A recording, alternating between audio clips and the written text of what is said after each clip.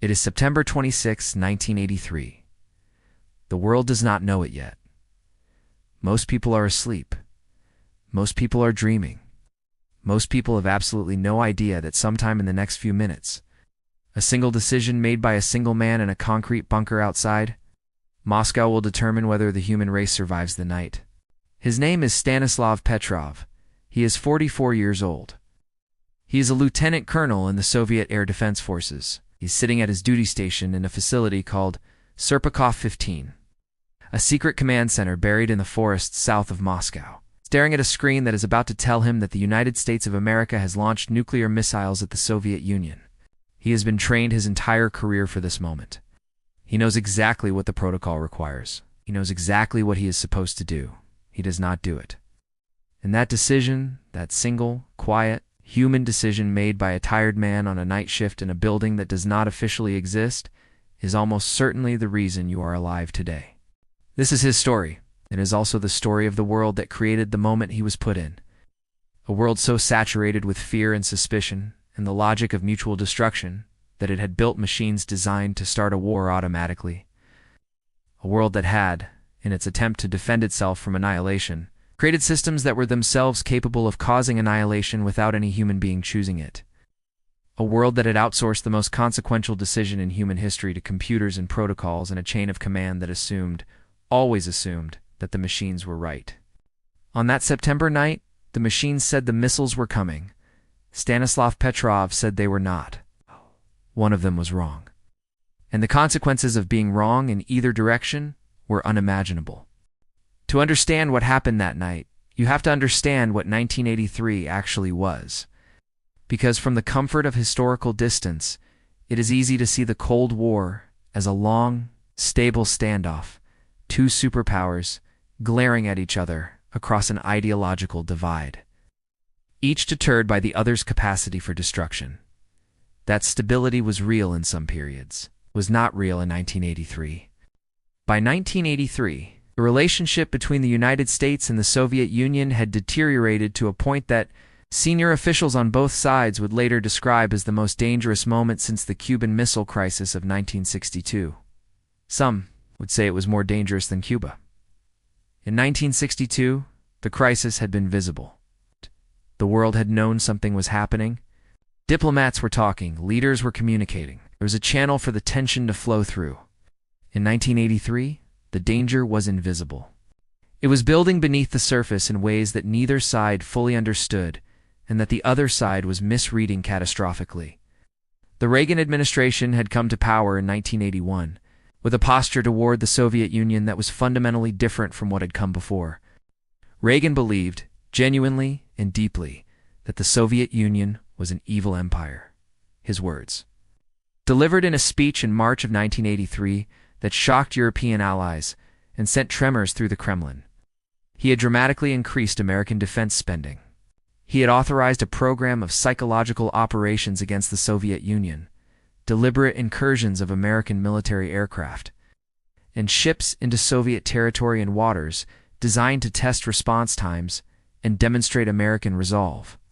He had announced the Strategic Defense Initiative, the so-called Star Wars program, a proposal to develop space-based missile defenses that, if it worked, would neutralize the Soviet nuclear arsenal and destroy the balance of terror that had kept the peace.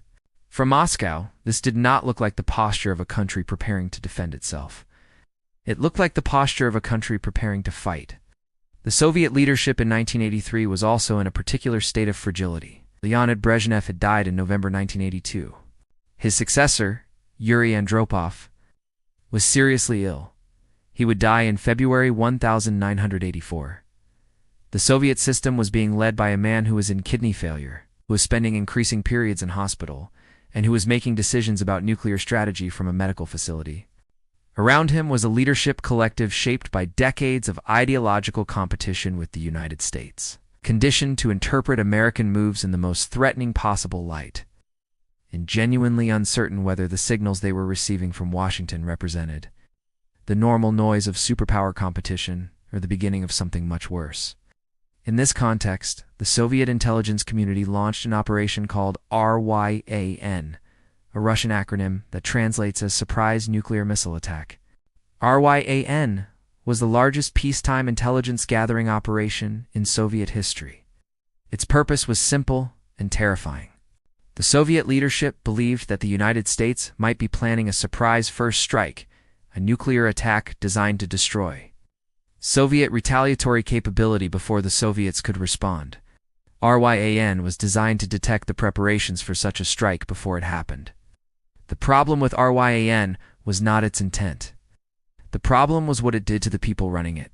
When you task thousands of intelligence officers with looking for signs of an imminent nuclear attack, when you train them to see threat and ambiguity, when you create a system that incentivizes the reporting of danger rather than the reporting of its absence, you create a machine that generates threat assessments regardless of whether the threat is real. You create a system that is looking so hard for evidence of attack that it begins to find that evidence everywhere. And in the autumn of 1983, there was plenty of ambiguity to misread. On September 1st, 1983, a Soviet interceptor aircraft shot down Korean Airlines Flight 007 over the Sea of Japan. The Boeing 747 had strayed into Soviet airspace, apparently due to a navigation error. All 269 people aboard were killed, including a United States congressman. The international reaction was one of outrage. Reagan called it a massacre. The United Nations Security Council convened an emergency session.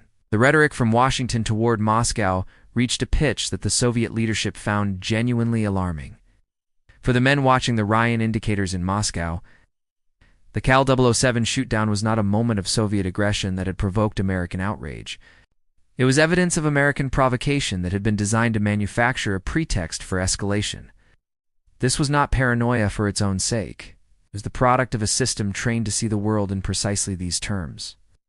3 weeks after KAL 007, on September 22, 1983, the United States and its NATO allies began a military exercise called Able Archer 83. The exercise was designed to simulate the escalation of a conventional conflict in Europe to a nuclear exchange. It was realistic. It used actual command procedures. It involved actual nuclear forces being placed in higher states of readiness. Senior American officials participated. In some versions of the exercise, even President Reagan and Vice President Bush were incorporated into the scenario. To the Soviet intelligence services monitoring Able Archer, the exercise looked like something else. It looked like the preparations for an actual nuclear strike being conducted under the cover of a military exercise. This was not an unreasonable reading. The Soviet war plans themselves used exactly this technique. A military exercise as cover for an actual mobilization. They were reading American behavior through the template of their own doctrine. Soviet nuclear forces in Eastern Europe were quietly placed on higher alert. Some Soviet aircraft were armed with nuclear weapons, and their crews were placed on standby. The world, without knowing it, was operating with a significantly reduced margin for error. It was in this atmosphere, this fog of mutual suspicion and ideological hostility and genuine strategic miscommunication, that Stanislav Petrov sat down for his duty shift on the night of September 25th, going into September 26, 1983. Petrov was not, by his own account, someone who experienced his work as existentially significant on most days.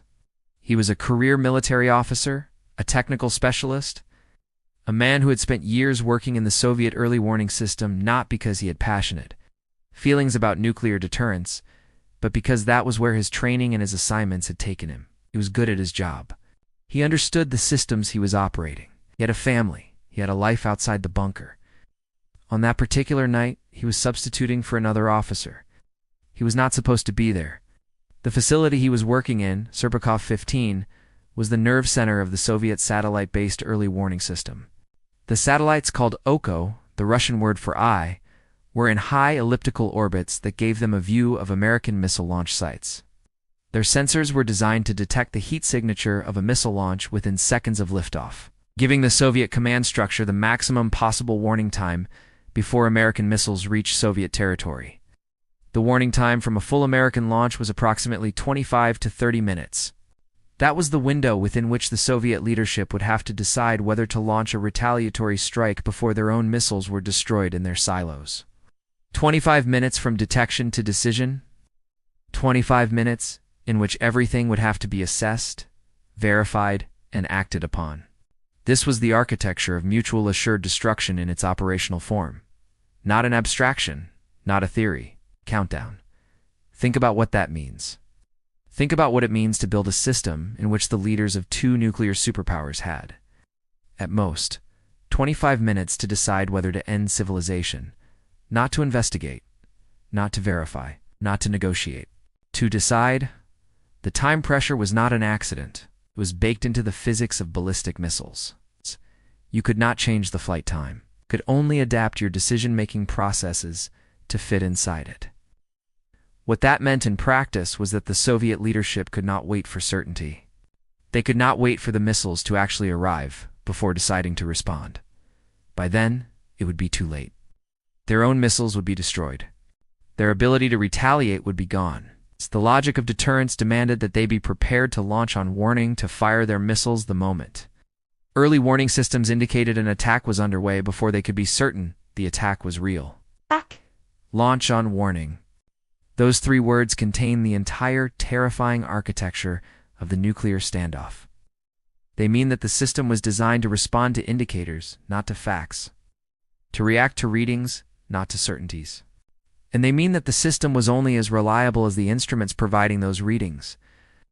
At approximately midnight, Moscow time, on September 26, 1983, those instruments showed something that should not have been there. The Oko satellite system registered a launch. The system showed a single missile rising from a launch site in the United States. A warning alarm sounded in the bunker. The screens lit up. The readiness level jumped. Petrov looked at the data. His immediate reaction, he would later say, was to treat it as a system malfunction. A single missile made no strategic sense. No rational nuclear doctrine involved launching a single missile at the Soviet Union. If the United States was going to strike, it would launch hundreds of missiles simultaneously to maximize the chance of destroying. Soviet retaliatory capability before it could be used. One missile was not an attack. One missile was noise. But the protocol was clear. A confirmed launch was a confirmed launch. The data was coming from the satellite system. The system had shown a launch. The duty officer's responsibility was to report upward, to escalate, to set in motion the chain of command that would put the Soviet leadership in a position to authorize a retaliatory strike. While Petrov was processing this, the system registered a second launch, then a third, then a fourth, then a fifth. The warning alarm changed. The system's confidence level jumped to the highest level. The screen was now showing 5 American missiles in the air, rising toward the Soviet Union. The system said it was certain. The system said the attack was real. Stanislav Petrov decided the system was wrong. What happened in his mind in those minutes is something that Petrov himself would spend the rest of his life trying to describe, and something that defies simple summary because it was not a single thought or a logical chain of deduction. It was something more like a collision between everything he knew, everything he felt, and everything the moment demanded. He knew the satellite system had technical problems. He had read the engineering reports. Oko satellites were relatively new, and their sensors had shown false positives before. Solar reflections off clouds, atmospheric anomalies, calibration errors. The system was not perfect. He knew it was not perfect. He also knew something about the texture of the data on his screen that bothered him. If the United States had genuinely launched 5 missiles at the Soviet Union, those missiles would be showing up not just on the satellite system, but on ground-based radar networks as well. The radar systems had not confirmed the launches. In the hierarchy of evidence, satellite detection plus radar confirmation was the threshold for certainty. Satellite detection alone was not, and there was something deeper. Something that was not technical knowledge but was perhaps the most important thing he brought to that moment. He thought about what a real American attack would look like. He thought about the logic of it. If you were going to destroy the Soviet Union, if you were going to absorb the political and moral consequences of initiating nuclear war, if you were going to take an action that every rational actor understood could end civilization, you would not do it with 5 missiles. The logic of nuclear war, terrible, insane, but internally consistent, demanded overwhelming force. 5 missiles was not overwhelming force. 5 missiles was a gesture. No strategic doctrine in the world called for a gesture. The rational explanation given all of this was that the system was malfunctioning. The problem was that the irrational explanation that the system was correct had consequences that dwarfed anything else he could imagine. If he reported the launches as false alarms and he was wrong, the Soviet Union would absorb a nuclear strike without retaliating, and everything would be lost. If he reported them as false alarms and he was right, the world would continue as normal and no one would ever know. If he escalated and he was right, the Soviet leadership would launch a retaliatory strike. Millions of people would die, and whatever came after would not be anything any living person could predict. If he escalated and he was wrong, the same thing might happen anyway, because once you put nuclear forces on launch status, the probability of someone else making a mistake somewhere in the chain increases dramatically. He had minutes, not hours, not days, minutes. The phones were ringing around him. His subordinates were watching him, waiting for instruction. The entire apparatus of the Soviet nuclear command system was poised, waiting for him to say one word or another. One syllable, one signal. The weight of that moment, the weight of 800 million human lives concentrated into the next decision by a single tired man at a desk, something that no training prepares you for. Nothing prepares you for it. It is simply there, and you are simply in it. He picked up the phone. He reported to his superior that the system was showing a launch alarm. He also reported simultaneously that he believed it was a false alarm. The minutes passed. No radar confirmation came. No secondary systems confirmed the launches.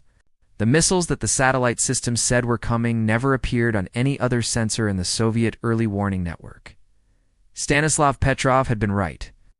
The Oko satellite had been fooled by sunlight. The specific geometry of the satellite's orbit on that particular morning placed it in a position where it was looking at a sunlit field of high-altitude clouds over North Dakota.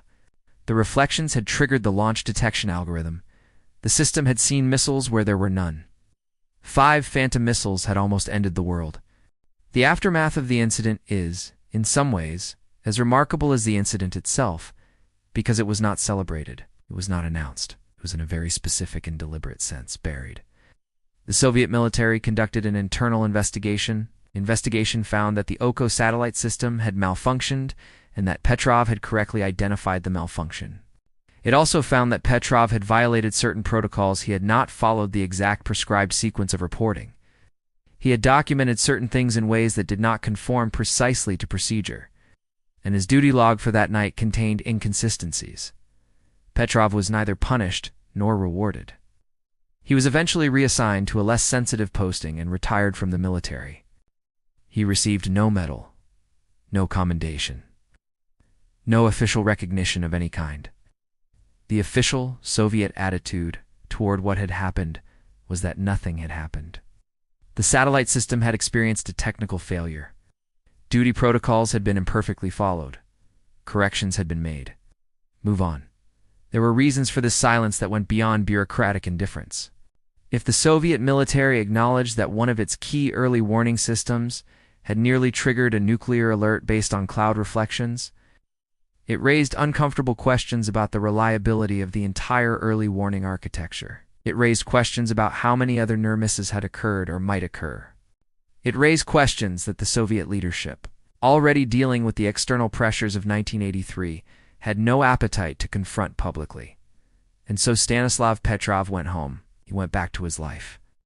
He developed stress-related health problems in the months after the incident that he attributed, years later, to the psychological weight of what he had experienced. He did not tell his wife what had happened for a long time. He did not tell most people. The world continued. The Cold War continued. The missiles stayed in their silos.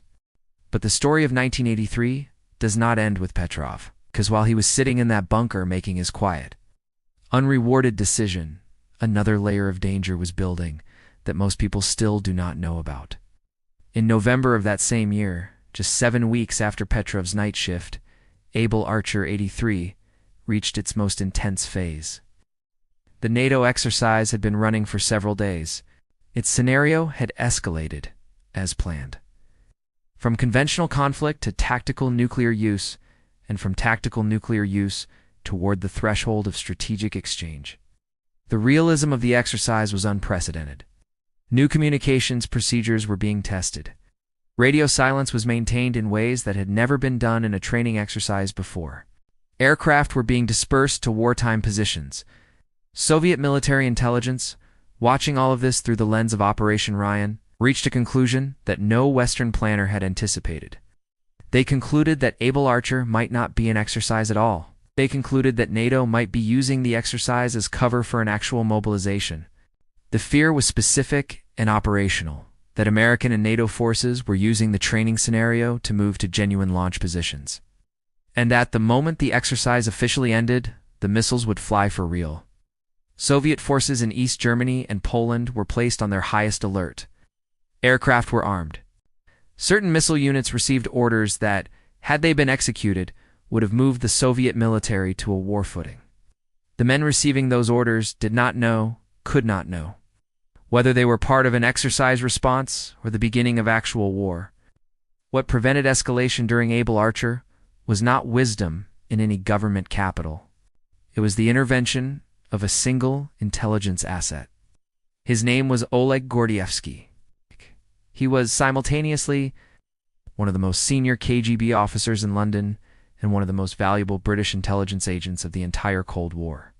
He had been recruited by MI6 in 1974 and had been providing British intelligence with real-time information about Soviet operations, Soviet thinking, and Soviet intentions for nearly a decade. During Able Archer, he was relaying back to London the full extent of the Soviet response, the alert levels, the fear, the genuine belief among certain Soviet officers that an attack might be imminent. The British passed this intelligence to the Americans, and Reagan was briefed on what the Soviets actually believed about Able Archer. By multiple accounts, he was shaken, not because he had intended to threaten the Soviet Union. He had not intended to threaten them. He had intended to demonstrate resolve. He had intended to show strength. He had not understood until Gordievsky's reporting reached him that what he was demonstrating looked, from Moscow, like preparation for war. This was not stupidity on Reagan's part. It was something more structurally interesting and more troubling. It was the product of two systems so opaque to each other, so shaped by their own internal logics and their own histories of threat and counter-threat, that the same actions could mean entirely different things depending on which side of the Iron Curtain you were standing on. Reagan had announced Star Wars because he genuinely believed it could protect American cities from nuclear attack. The Soviets understood it as a first strike enabler, a system designed to absorb whatever retaliatory missiles survived an American surprise attack. Making that surprise attack viable for the first time, Reagan had authorized provocative military operations against the Soviet Union to demonstrate American resolve and test Soviet defenses. The Soviets understood those operations as reconnaissance and preparation for war. Reagan had spoken of the Soviet Union as an evil empire in the language of moral conviction. The Soviets heard the language of an adversary preparing to act on that conviction. Neither side was entirely wrong in its analysis. Neither side was entirely right. They were two enormous systems of power and ideology and institutional momentum, each generating actions that the other interpreted as hostile. Each response generating a new action that the first side interpreted as hostile in return. In a cycle that had been running for decades, and that had, by the autumn of 1983, brought the world to a threshold that neither side had consciously chosen to approach. The story of what happened after 1983 is, in one sense, a story of recovery, of how the world stepped back from the edge without fully acknowledging that it had been there. Reagan's encounter with the reality of Soviet fear mediated through Gordievsky's intelligence. Through subsequent briefings, through his own evident capacity to be affected by information that contradicted his assumptions, began a shift in his approach. It did not happen quickly. It did not happen dramatically. But over the following 2 years, his public rhetoric toward the Soviet Union softened. The psychological operations program was scaled back. When Mikhail Gorbachev came to power in March 1985, Reagan found in him an interlocutor who was also, for his own reasons, convinced that the nuclear standoff had to be addressed. The meetings between Reagan and Gorbachev, Geneva in 1985, Zwickau in 1986, Washington in 1987, produced the Intermediate Range Nuclear Forces Treaty, the first arms control agreement to actually eliminate an entire class of nuclear weapons rather than merely capping their numbers. The Cold War did not end because of 1983, but 1983 and the invisible terror of that autumn is part of what made the leaders of both superpowers willing to move toward each other. Stanislav Petrov knew none of this officially. He was a retired military officer living quietly in Fryazovo. He was not in the room when Reagan was briefed. He was not in the room when Gorbachev calculated the risks of opening toward the West. He was not part of the diplomatic history that followed from the moment he had navigated. He was just a man who had made a decision on a night shift and then gone home. The story might have stayed buried forever. Many stories like it have. The classified archives of both superpowers contain, we can be reasonably certain, counts of close calls and near misses, and moments of dangerous ambiguity that never became public because the institutions involved had no interest in publicizing their own vulnerabilities. What broke the silence in this case was the end of the Cold War and the gradual opening of Soviet and Russian archives that came with it. In the early 1990s, a retired Soviet general named Yuri Votintsov, who had commanded the Soviet Missile Defense Forces and had been involved in the aftermath of the 1983 incident, gave an interview in which he described what had happened. He named Petrov. He described the night in general terms. The story began to make its way into the public record. Petrov himself, living in that small apartment in Fryazovo, was initially reluctant to discuss it. He was not a man who sought attention. He was not a man with a story to sell. He was a retired military officer, living quietly on a pension that was, by the standards of post-Soviet Russia, entirely inadequate. When journalists and researchers began reaching out to him in the late 1990s and early 2000s, he received them with a kind of weary bemusement. He consistently resisted the framing of himself as a hero. He resisted it not out of false modesty, but out of a genuine philosophical conviction that the word did not apply to what he had done. He had made a judgment call in a situation that was unclear. The judgment had been correct. That was all. Anyone in his position, he said, should have done the same thing. The fact that the same thing might not have been done, the fact that a different person, perhaps more rigidly protocol-following, perhaps more frightened of the institutional consequences of being wrong, might have escalated, that was not something he wanted to examine too closely. But the story would not stay small. It grew. In 2004, Petrov was invited to New York to receive an award from the Association of World Citizens. It was his first trip outside the former Soviet Union. He was accompanied by a journalist and filmmaker named Carl Schumacher, who would go on to make a documentary about him. He stood in a conference room in New York and received a plaque and shook hands with people who told him he had saved the world. He was uncomfortable with this. He smiled politely. He said he had done his job. In 2006, he was honored at a ceremony at the United Nations. He met Mikhail Gorbachev. Nice. He met various dignitaries who told him the same things the people in New York had told him. He remained uncomfortable. In 2013, the Dresden Peace Prize was awarded to him in Germany. The citation described him as the man who prevented nuclear war. He accepted the prize. He gave a speech. He remained Stanislav Petrov, quiet, precise, slightly distant from the enormity of what people were attributing to him. He died on May 19, 2017, in his apartment in Fryazovo. He was 77 years old. His death was not announced by the Russian government. It was not announced by the military. It was discovered by a German friend who had been trying to reach him and could not, and who eventually traced the situation to a neighbor who confirmed that Petrov had died months earlier and that the death had gone unreported to the outside world. The man who had perhaps done more than any other individual to prevent nuclear war died alone, in an apartment that most people could not find on a map, and the world did not know about it for months. There is a question that sits at the center of this story and that no account of it can fully answer. It is not a question about Petrov. It is a question about the system. How many other Petrovs have there been? The 1983 incident, for all its drama, was not the only nuclear near-miss of the Cold War. In January 1966, a B-52 bomber carrying 4 hydrogen bombs collided with a refueling aircraft over Palomares, Spain. The bombs fell to Earth. 3 of them ruptured and scattered plutonium across the Spanish countryside. The 4th fell into the sea and was not recovered for months. None of them detonated. Each bomb had multiple safety mechanisms, but the safety mechanisms had not been designed with this scenario in mind. and investigators afterward acknowledged that the accident had come uncomfortably close to outcomes that no one wanted to describe. In January 1968, a different B-52, also carrying nuclear weapons, crashed while attempting an emergency landing in Greenland. The bombs again did not detonate.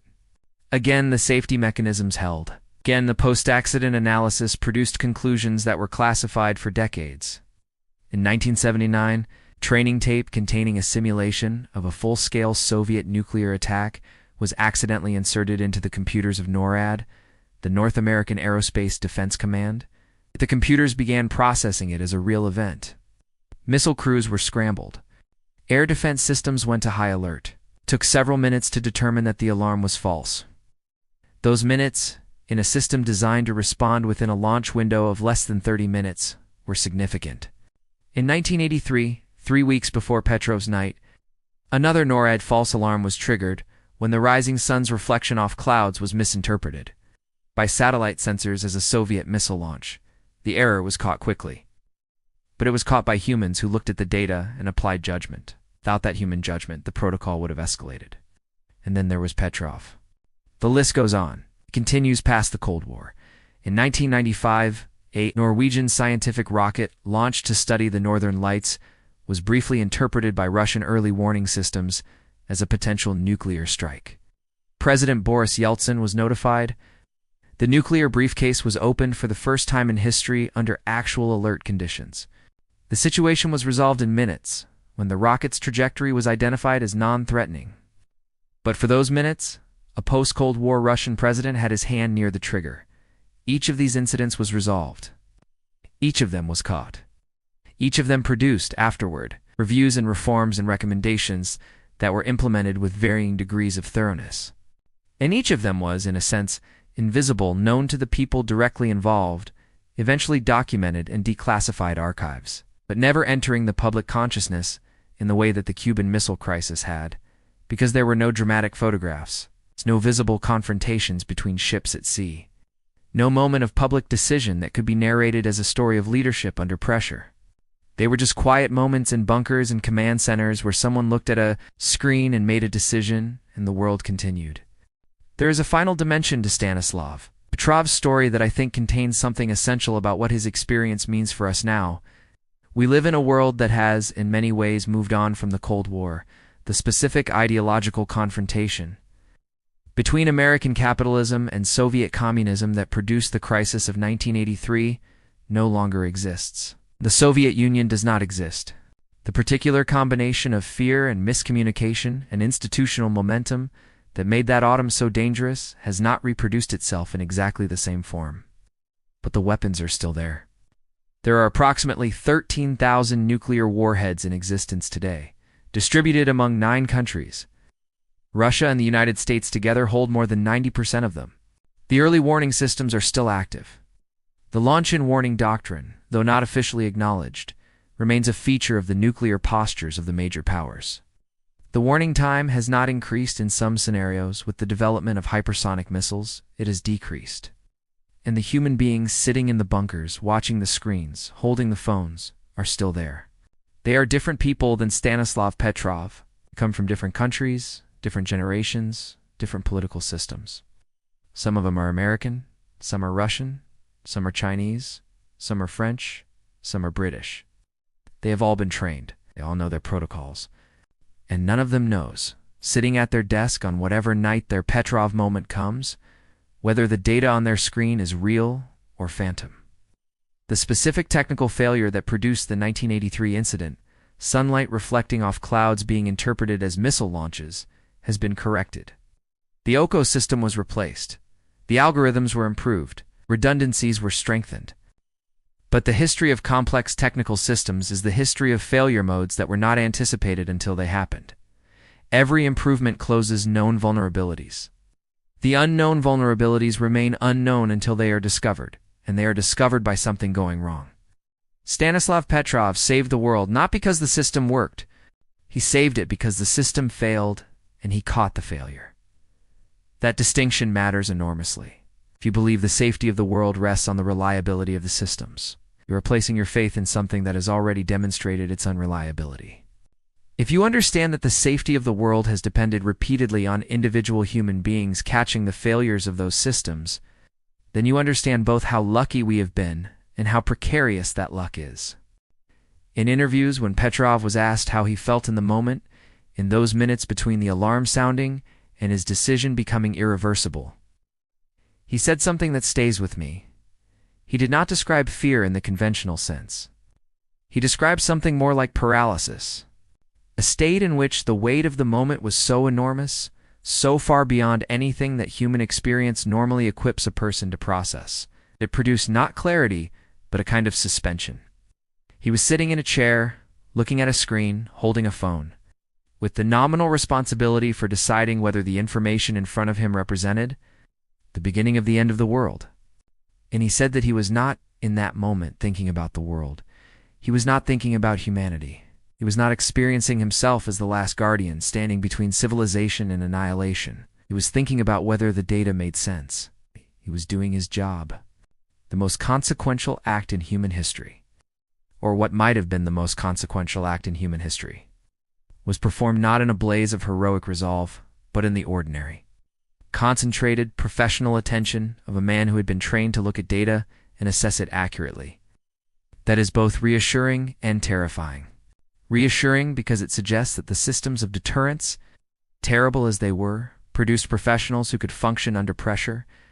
Terrifying because it confirms that the entire structure rested on exactly this, on the quality of judgment of individual human beings in situations that no training could fully prepare them for, on nights they were not scheduled to work, regarding systems they knew were imperfect, under political pressures they could not fully understand.